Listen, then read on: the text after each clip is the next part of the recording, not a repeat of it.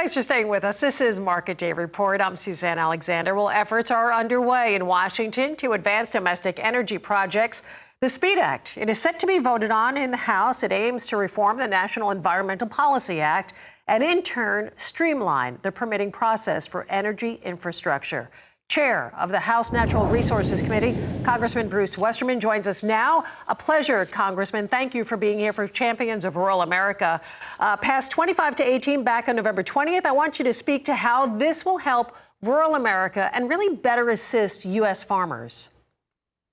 Well, thank you for having me on, Suzanne. And I think this is a policy that will help rural America. It will help all of America tremendously. You know, having grown up in rural America and living in the 4th District of Arkansas, which is a very rural area, I see all kinds of benefits for parts of the country that are producing the food, fiber, and fuel that keeps our country going. You know, we're talking about being able to utilize our natural resources and to do it in an efficient, very environmentally sound way. Our current permitting process is broken. We need to produce more in America. We need to build more things here. And permitting has just thrown a wet blanket over that. And that ends up affecting those places where resources come from, which is rural America, like my district. And really all across this country, we're blessed with resources, but we can't develop them. And it also affects things like transportation and infrastructure, which is important to rural areas and urban areas alike. Transmission and whether it's gas or electricity, all of those things have to go through the federal NEPA process, and the SPEED Act aims to streamline that so that we can get the permits quicker and we can build things faster. And at the end of the day, that benefits rural America and keeps prices down for U.S. consumers.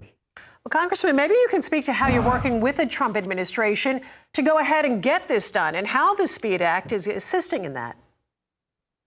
Yeah, so every administration realizes that if they're doing things from an executive order standpoint, those executive orders are only good as long as that administration's in place. The next administration can change those orders. We've seen some very drastic instances of that happening. We've got a lot of materials we could be mining in northern Minnesota, but the Biden, or go back to the Obama administration, they pulled the leases on the mining in the Superior National Forest.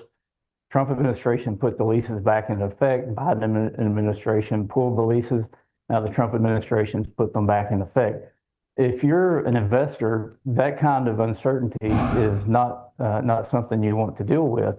The SPEED Act will give us certainty so that Congress will change the law, and these decisions where permits are granted will be that will surpass administration. And currently, right now, it takes 4.5 years on average to get a NEPA permit done. So that's longer than any single administration. If you're talking about mining, we're counting in decades. The National Mining Association said that from the time you discover a deposit, right now it's taking an average of 29 years to get a mine approved. We can't wait for that. We've got national security issues when it comes to critical minerals and rare earths.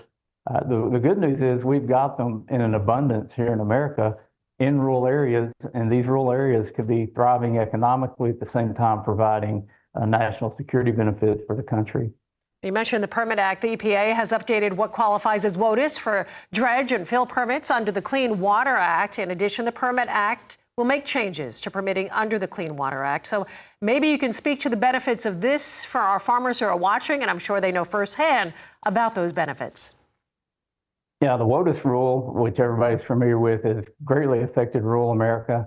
This is another one of these ping pongs where it's going back and forth and back and forth. I was actually with Administrator Zeldin just within the past month or two, where he made an announcement on some new policies regarding WOTUS. But we passed the Permit Act out of the House this week that will actually change the policy around the Clean Water Act that deals with WOTUS. Yeah, I got to tell you, thinking that we have some certainty, regardless of who is in the White House, I think this is what our farmers are depending on. Most important takeaways right now, Congressman, for the SPEED Act and the Permit Act that you want Western and rural Americans to remember? Well, certainty is certainly the big issue. And if you think about from an investor standpoint, whether you're a small investor or you're a big corporation, who wants to tie their capital up in something that they never get to get a return on that investment because the permitting process stopped it?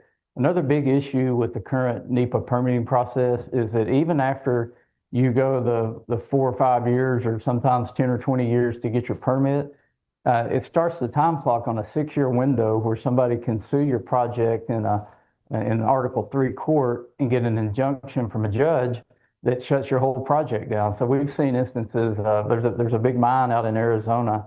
They went through the whole laborious permitting process, spent a lot of money, got their permit, spent $2 billion on this mine, and to have a judge step in and shut it down through an injunction. We changed that in the SPEED Act. We only give 150 days after a project's approved to be challenged, and we have something called remand where the court can't put an injunction in place. They can just send if there is a problem, send it back to the agency to resolve it. So it's really just practical common sense ideas that we want to put into these well-meaning laws that over time have been weaponized, and as a result, we just can't build things here in America anymore. And with all the demands for new energy, for new manufacturing, for mining, for infrastructure, this is a must-do, in my opinion. All right, Congressman, thank you so much for all of this information. Thank you for the work that you do on behalf of our farmers and producers. Chair of the House Natural Resources Committee, that is Congressman Bruce Westerman of Arkansas. Again, thank you.